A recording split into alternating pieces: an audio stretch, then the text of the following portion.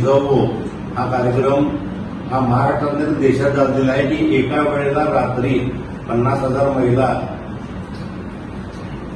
एका म्हणजे पारंपरिक वेशभूषा करून त्या ठिकाणी रात्री 12 वाजता उपस्थित राहतात आणि कुठलीही अनुचित घटना न घडता 5 वर्ष आपल्या सगळ्याच्या सहकार्यानं, पोलीस प्रशासनाच्या सहकार्यानं आणि महिलांच्या सहकार्याने हा कार्यक्रम होतोय. शहीद पत्नींच्या हस्ते तो कार्यक्रम असतोय. एक सोलापूरची जे अनेक वैशिष्ट्य आहेत म्हणजे गड्डा यात्रा असेल, डॉक्टर बाबासाहेब आंबेडकरांची जयंती असेल, शिवजयंतीची मिरवणूक असेल, तर गेली 5 वर्ष पाळणा कार्यक्रम याच्यात घडत फार मोठ्या नजरेने महाराष्ट्रात बघितलं जातं की सोलापूरचा पाळणा कार्यक्रमाला कर्नाटकातनं सुद्धा आता महिला या शाहबाजवाडी गुलबर्गा तिथनं सुद्धा लोक बघायला यायला. तर हा कार्यक्रम भव्य आणि दिव्य होईल आणि यावेळेला 50,000 महिला पारंपरिक वेशातनं म्हणजे नथ असेल, नऊवारी साडी असेल, जे काही पूर्वीचं पारंपरिक वेशभूषा असेल त्या वेशभूषातून त्या ठिकाणी उपस्थित राहतील आणि हा आपल्या आम्हाला सगळ्याला स्वाभिमान वाटावा आणि सगळ्या जाती धर्माला घेऊन मुस्लिम महिला, दलित महिला, सगळ्या समाजाच्या महिला प्रचंड संख्येने त्या ठिकाणी उपस्थित असतात आणि आई शिवाजी महाराज लढायचे असतील तर प्रत्येक घरात जिजाऊ असणं गरजेचं आहे. हा जो संदेश जातो तो अत्यंत या शिवजन्मोत्सव मध्यवर्ती महामंडळाने घेतलेल्या या ऐतिहासिक कार्यक्रमातून जातो. हा कार्यक्रम बघून महाराष्ट्रात अनेक ठिकाणी आता पाळणा कार्यक्रम चालू झालेला आहे, पण त्याची दिशा जर दिली असेल ती सोलापुराने दिली अत्यंत महत्वाचं आहे. आम्ही तर जिल्ह्यातल्या इतर ठिकाणी सुद्धा वाड्या वस्त्यावर जिथं जिथं शिवजयंती होती तिथं आदल्या दिवशी रात्री 18 तारखेला 12 वाजता पाळण्याचा कार्यक्रम करावा असं आम्ही मध्यवर्ती महामंडळ सोलापूरकडून आवाहन इंदिरा कन्या प्रशाला त्यांचा आरोग्य शिबिराने सुरुवात करतो. त्यानंतर 15 फेब्रुवारीला बांधकाम कामगार नूतनीकरणाचा महिलांसाठीचा मोफत एक शिबिर आयोजन केलेलं आहे. त्याशिवाय यंदाच्या वर्षी एक नवीन स्पर्धा आम्ही घ्यायची ठरवलेली आहे, जी आहे रील्स आणि छायाचित्रण स्पर्धा. या स्पर्धेच्या नियम व अटींचाही कागद आम्ही प्रेस नोटसोबत जोडलेला आहे आणि ते आम्ही सगळ्यांकरता जाहीर पण करू. दिनांक 17 फेब्रुवारी रोजी दुपारी 2 ते 10 दरम्यान कुस्ती स्पर्धेचं आयोजन केलेलं आहे. त्यानंतर सगळ्यात महत्वाचं म्हणजे आपल्या सगळ्यांना माहिती आहे की 18 फेब्रुवारीला पाळणा सोहळ्याचा कार्यक्रम होतो.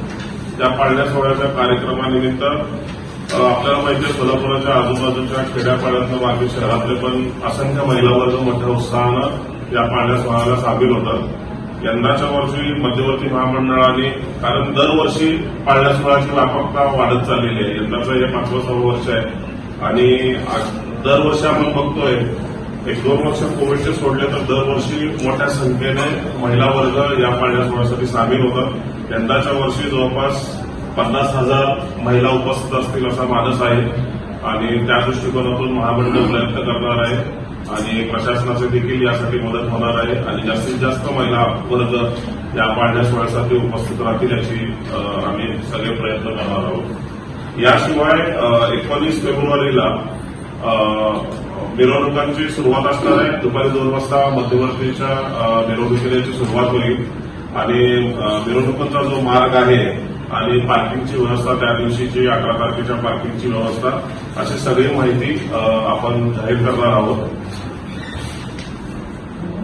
आता मागच्या 2 वर्षांपासून मध्यवर्ती महामंडळाने निर्णय घेतलेला आहे की डॉल्बी मुक्त मिरवणुका व्हायला पाहिजेत आणि त्याच अनुषंगाने कालच्या शांतता बैठकीमध्ये पण माननीय आपले पोलीस आयुक्त एम राजकुमार साहेबांनी पण सांगितलं की खरं तर शिवजन्मोत्सव मध्यवर्ती महामंडळाने मागच्या वर्षी एक आदर्श घालून दिला की आपण डिजिटल बंदी म्हणजे डिजिटल बंदी आपल्यापासून सुरुवात झाली होती मध्यवर्ती महामंडळाने. वर्षभर कुठेही डिजिटल लावण्यासाठी इलिगल डिजिटल्स कुठेही लावण्यात आलेले नाहीये आणि तो एक आदर्श जसा शिवजन्मोत्सव मध्यवर्ती महामंडळाने लागू दिला तसाच आदर्श पुन्हा एकदा मागच्या वर्षी तर आपण बोललो होतो की डॉल्बी मुक्त करण्यात यावं, परंतु यावर्षी देखील जर पारंपरिक वाद्यांवर जास्ती भर दिला गेला तर जे काही आपल्या सोलापूर शहरातील रहिवासी आहेत, महिला, वृद्ध, आबाल सगळ्यांनाच मिरवणुका बघायच्या असतात आणि त्यांच्यासाठी खरंही आनंदाची गोष्ट असेल कारण त्यांना आवर्जून मिरवणुका बघण्यासाठी उपस्थित राहता येईल. कारण काय होतं डॉल्बीचा आवाज प्रमाणापेक्षा जास्त ठेवला गेला. प्रमाणापर्यंत वाजवण्यासाठी कोणाचंच बंधन नाहीये. सुप्रीम कोर्टाने घालून दिलेल्या निर्बंधांप्रमाणे जर आपण वाजवत असू तर त्याला कोणाचाच विरोध नाहीये. पण जर समजा अवास्तव किंवा प्रमाणापेक्षा जास्त जर आवाज असेल, कर्णकर्कश आवाज असेल, तर त्याचा त्रास सगळ्यांनाच होतो. आपल्याला कितीतरी घटना माहिती आहेत की ज्याने या गोष्टीमुळे सगळ्यांना त्रास झालेला आहे. तर मध्यवर्ती असं इच्छित नाही की अशा या शुभप्रसंगी, महाराजांच्या जयंती प्रसंगी अशा कुठल्या अनुचित प्रकार कर्णकर्कश आवाजामुळे व्हायला नको. तर त्याचमुळे आपण हा निर्णय घेतला की जास्तीत जास्त पारंपरिक वाद्यांवर भर देण्यात यावा. पारंपरिक वाद्य पारंपरिक पद्धतीने काढल्या जाणाऱ्या मिरवणुकांसाठी मध्यवर्ती महामंडळातर्फे बक्षिसाचं आयोजन करण्यात आलेलं आहे. याशिवाय पोलीस प्रशासन पण खूप सतर्कतेने या गोष्टींकडे लक्ष देणार आहे. 14 फेब्रुवारीला मध्यवर्ती शिवजन्मोत्सव महामंडळ येथे श्रींची प्रतिष्ठापना होणार आहे.